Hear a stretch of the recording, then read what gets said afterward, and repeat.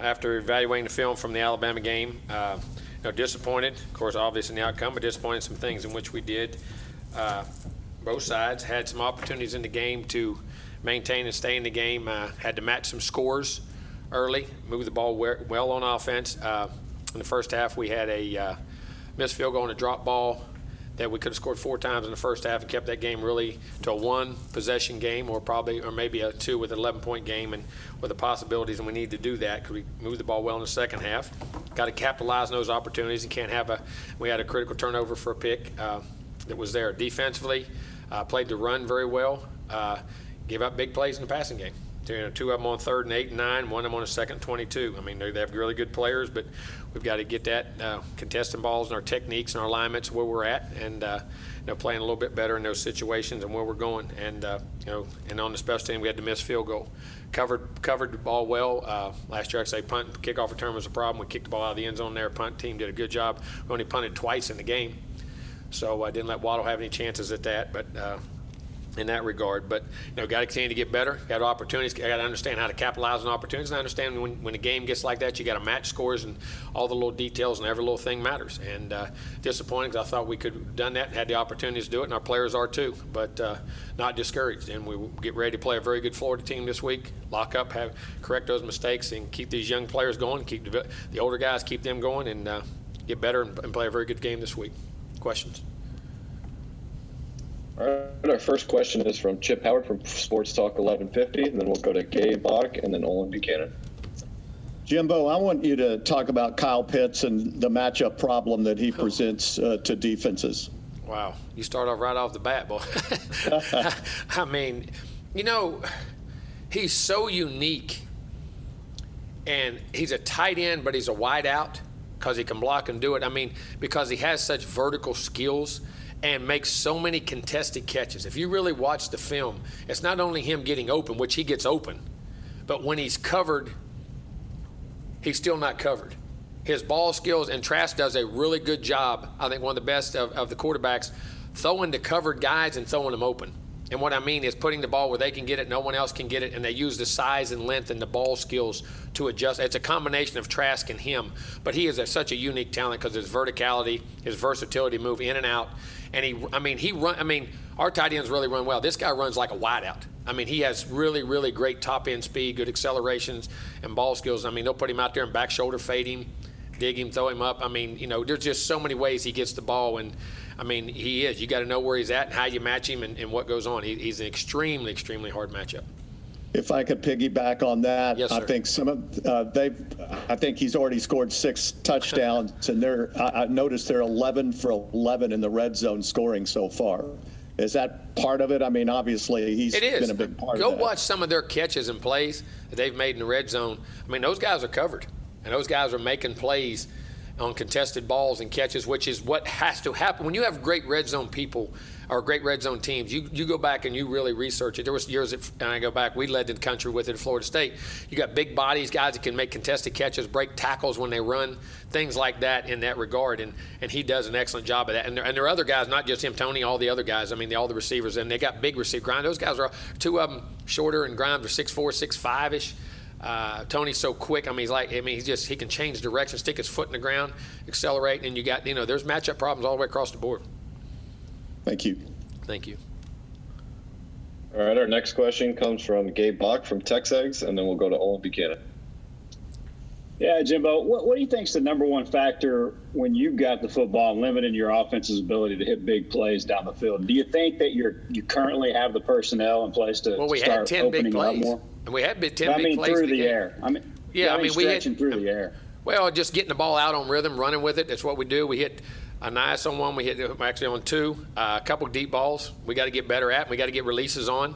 We tried to throw some go routes down the field. We got to squeeze and give the quarterback a little more room on some of them where our angles coming out, we're eating up the space to be able not to back shoulder if they're on the top. And those are technique things that can be very easily corrected, like in the red zone 2 or 3 times, which we had.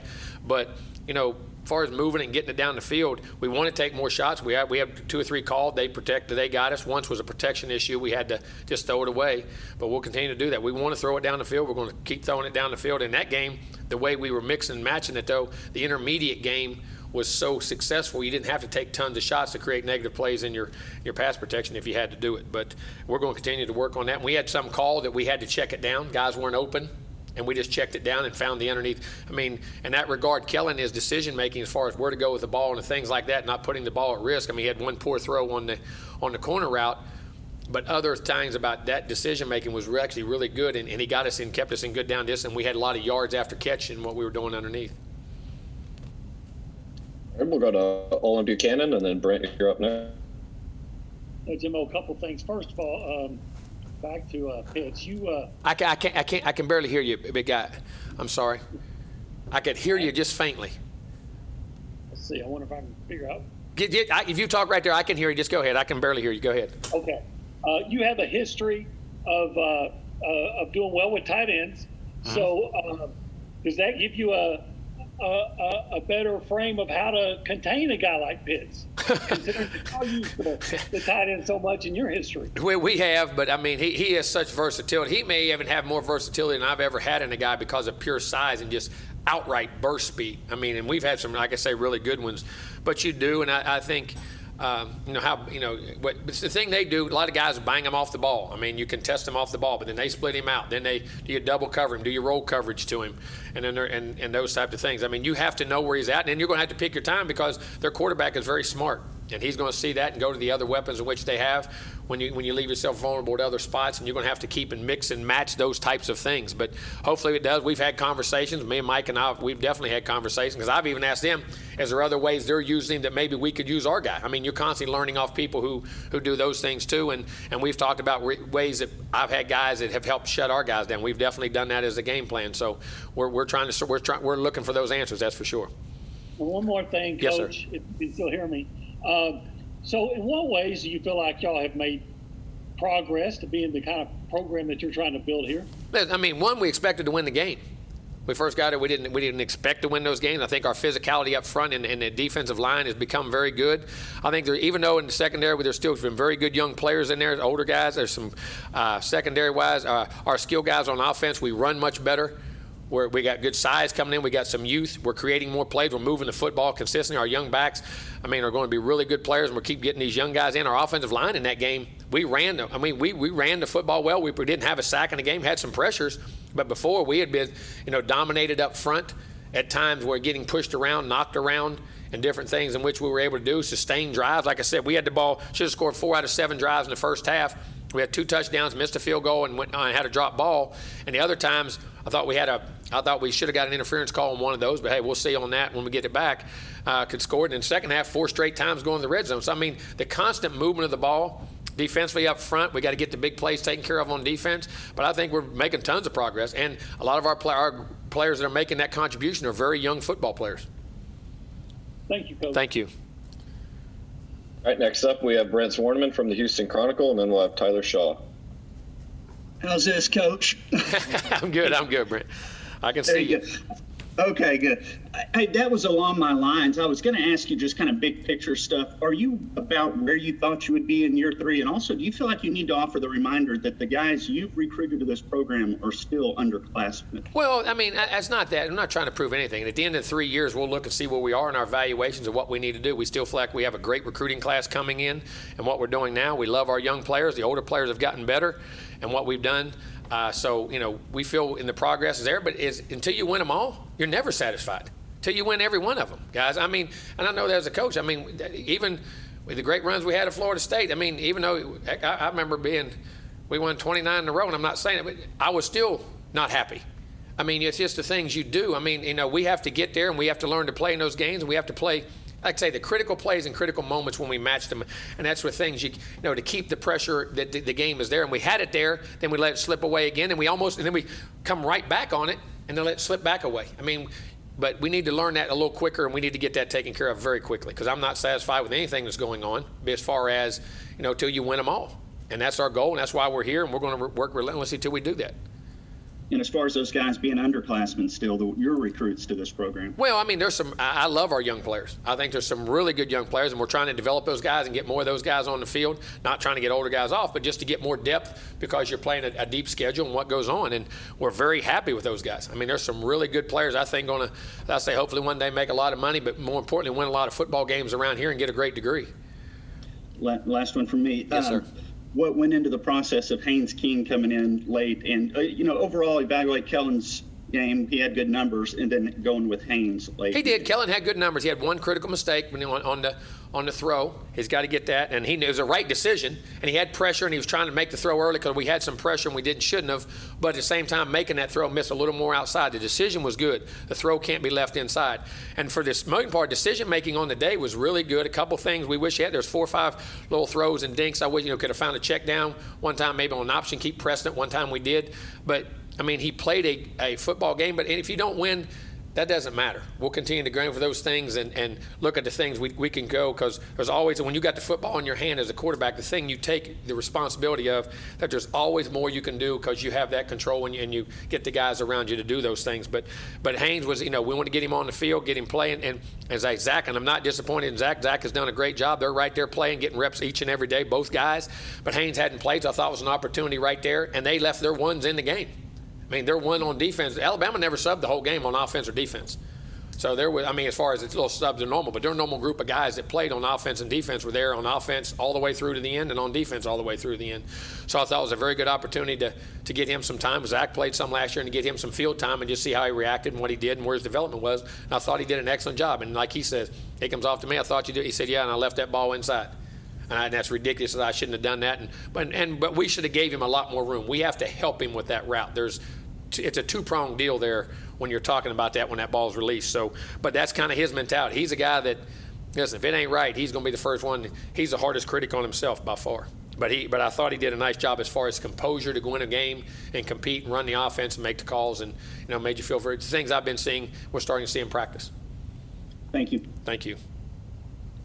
Okay, next up we have Tyler Shaw from KBTX, and then we'll go to Travis Brown. Coach, Alabama could very well, probably have the best receiving core in the country. But when you look at coming up, Florida, they've got a potent air attack, even Mississippi State next. So I guess, how do you fix defending in the secondary and so you don't give up so many big plays this week? Sometimes how you look at somebody is the schemes may be different, even though they may have success in different ways. So your coverages and the things you do and the matchups you have could be different or not. We have to evaluate that film and see, because as I say this all the time, and you see it whatever sport you're in, whether it's boxing, whether it's football, whether it's baseball, whether it's hitters and batters, matchups become big in sports. And the way Alabama matched up and the things we did, because we would try to take Waddle away and get double coverage and things, and then all of a sudden, you'd get the other ones. And you'd pick and choose when you got that, and they got back to it, and the quarterback made good decisions. So hopefully we'll look at the matchups of how they're all having success, and I'm sure they're going to try some of the things Alabama did. We'll look at those things and how the matchups are and how our players match against them and the types of schemes in which they run to see if different coverages and different pressures or different, scenarios work. That's a game plan deal. Yes, sir. All right, next up we have Travis Brown from the Bryan College Station Eagle, and then we'll go to Mike Lucas.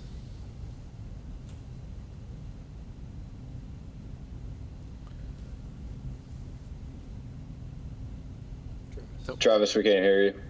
Is he on there? Did he talk? I don't even see Travis. He's up there. Oh, there he is. You're on mute, Trav. You're on mute, buddy. You're off mute. Can you hear you? Can't hear him. Dadgum. Hey, Travis, while you try to fix that, we'll go to Mike Lucas from KX. Hey, Coach, can you hear me? Yes, sir. I'll teach Travis how to unmute himself next time. Next time I see He him. unmuted. That just something must be a bad connection. But Coach, I kind of want to piggyback off what Tyler asked. And when you guys are getting beat deep, are those mistakes that you can correct in a week of practice? Yes, there are. You look at why they happen. One was on a double coverage. We were bracketing in and out. The guy's got to squeeze on the dig more from the outside in when he's playing the dig, because the safety is if he's driving down on it, the other guys, he makes a double move. If you give him room to double move you back outside, that nickel, and they've got to help squeeze that pocket to not let that get through as clean, and we got to squeeze it better, not drive as hard. One of them, we were in man coverage with Miles, and they're running the corner route, and he's got him covered well. He's pressing the heck out of him, and their feet got tangled up, and he tripped. And I mean, but it can't happen. I mean, you can't let that happen. And the other was a press technique that we didn't get our hands on a guy off the line of scrimmage, and we got to contest the ball and play through it through the hands. Yes, but it's from a technique thing, experience thing, and those situations, yes, you can. And we've got to work our tails off to get there. And I got one more real quick, Coach. The option play has been pretty successful for you guys through 2 weeks. Is that something you've liked what you've seen from Kellen and how he's operated that play with Anias? Yeah, we have ran that play really well. I mean, one time the other day we should execute a little bit better, would have helped. I mean, that's the only time we've been negative on it. But if in the right time and the right look, it's something that's not always there all the time because people play different techniques, like you say, on defense that don't allow that play. And other times you do, and you pick and choose when you can find it. And sometimes in some blitz situations or different times, it helps your guys and lets your linemen actually go back a guy so their angles are much better and makes better blocks and just gives the defense something to think about in different times, which we do. And plus, Kellen's a very good athlete, and Nias or Spiller, whoever the tailback, that happen to be a Nias at times are in there, but it could be Spiller or whoever that, it's a play to get to the edge. Thanks, Coach. Thank you. All right, we'll try to go back to Travis with the Eagle. Still can't hear you, buddy. Yeah, we're still not getting you. All right, we'll move on to Mark Passwaters with Rivals. Hey, Coach. Hopefully, I'm not having the same problem that Travis is. No, I got you, bub. Iffy connection. But I wanted to ask about the pass rush. It looks like it's been a struggle the first couple of weeks. Agree. Is there anything you can change? Maybe blitz a little more? Is that something? We did blitz on the one touchdown. We had pressure. We had pressure. The guy threw it off his back foot, rolling to the left, and made that when our feet got tangled up that time. We tried. But yes, we got to be able to blitz. We moved some more 9 techniques. We moved some more edges last game. But the thing about Alabama, because they run the ball and all of them were play action, they do such a really good job of transition from run to pass on your reads is a very big thing. Yes, you're exactly right, Mark. That was another thing. Like I said, we played to run well, but we still got to get more pressure on the quarterback to affect the quarterback. I totally do. Different schemes, different twist games, different stunts, and possibly more blitzes. Okay. And a quick follow-up. Any word on the status of Eric Young? Looked like he hurt himself pretty good there. He did, but it'd be a week-to-week deal. It should be a week-to-week thing. It's too early in the week yet to be able to tell anything. All right. Thanks, Coach. Thank you. All right, next up we have Brian Peroni with 24/7 Sports, and then we'll go to Zach. Just quick housekeeping real quick. I was going to ask about Eric Young, but also about Grayson Reed. Is there? Yeah, Grayson hurt her lower body, and it will be a year-ending deal for him. He won't be able to come back the rest of the year, unfortunately. It's disappointing. Yes, very disappointing. Very disappointing. And I know you've been asking about the downfield throws, but we keep hearing about the speed at wide receiver. You've lost Osmond and some of the experience in Buckley, but we keep hearing about the speed. Are there going to be more throws through the air, that maybe go over 20 yards? That's the plan. That's the plan.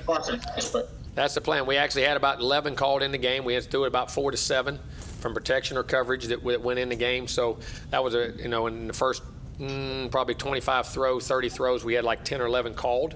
We ended up hitting 3 or 4, hit some things, and what we did or hit check downs because of how they played coverage allowed us to work underneath. But yes, we're going to continue to work down the field, get the ball down the field with these young guys, and as they keep developing and learning to squeeze. And we had some to give us more space on some of our things. There's a couple of those throws there that they ate some space up from splits and angles in which they come out on, and they got to continue to get better at that. So it's not just being able to run fast, it's how you run fast and the technique you run the route with. And they're continuing to get better, they're doing a good job, and we'll continue to work on that because you got to keep throwing the ball deep. Yes, sir.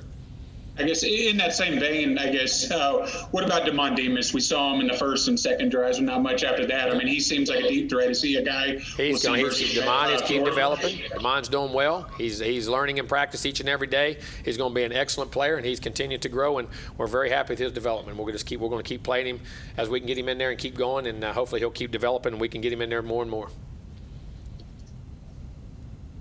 Thanks. Thank you. Right, next up, we have Zach Taylor from WTAW, and then we'll go to Justin Woodard. Yeah, Jimbo, the communication struggles you guys had from the sidelines, having to burn a couple of timeouts against Bama. Our young skill guy just missed signals. I mean, it was that simple. And Kellen went to line them up, and they were disoriented about what to do, so he just took a called timeout. Happened twice. We had two different guys just missed signals and just froze on a signal and couldn't get it. Something we do every day, and just being in the game, tired, and the reps and the things that went on. It would happen twice in the game. Was nothing more than they just missed a signal. It was that simple. Well, talking about young skill players on offense and then on defense with the secondary, I mean, when you've had guys that have opted out this year that were veterans on both sides of that, How difficult is that to overcome those losses? Well, it's always, anytime you lose a really good football player, it's always hard. But that's if they got injured, you'd have to do the same thing. So we have those plans, and that's no different than like we lost Grayson. Unfortunately, that's a guy that you can't play, and that's part of football. And with the things that are going on today, whether it's COVID or social justice issues and things of that, and that happens. And you'd love to have them. They would have been really good players. We loved them. We still love them. Wish them the best and hope they're doing well. And but would love to have had them here. There's no doubt about that. Thanks. Thank you. All right. Next up is Justin Woodard with KEGS, and then we'll go to Sam Kahn with ESPN. Coach, I know how the game flows dictates how you call a game, but can you run the ball better this week against Florida? Obviously, I know you probably pointed to that. Can you get a nice and 28 going a little bit more? Well, in our running game early, I was pleased with our running game. I thought we ran the ball well against Bama and kept a good mix in what we did. Then the score got out, and we had to just keep going. We tried to control it, but in the second half, but was not disappointed in our running game. Our linemen blocked pretty well. We had 3 or 4 balls. Man, we just come off. Had a chance to really come out of there if we get one more inch on the block. But yeah, our running game is coming. You're going to have to. I think you got to keep good balance because their defense coordinator is a great guy. I've known him a long time. He blitzes and brings packages, and you got to have balance. You can't get one-dimensional against those guys, and it helps us control the football at the same time. Even though we controlled it 37 minutes last week, it's still you got to be able to do that. And following up on that, obviously you've seen a lot of points being scored in the SEC. Can your offense get to the 38 and 40 points? Yes, we can. They're right there in the opportunities. What we're pointing at. So that's what's disappointing, that just little details of plays right there to do it. Not miss a field goal, not finish a drive down there. We had to go for it on downs down there once or twice that we got to get done. It's right there. They're right there to make. The yards were movement. We just got to finish in the red zone, have attention to detail in those critical situations. Without a doubt, we can. Should have. And both games this year, we both should have been in the 40-point total. Should have been in the 38 to 42-point total in both games. And we just got to finish that and do it. Okay, next up we have Sam Kahn with ESPN, and then we'll go to Robert Cessna, and then Gabe, you'll wrap us up.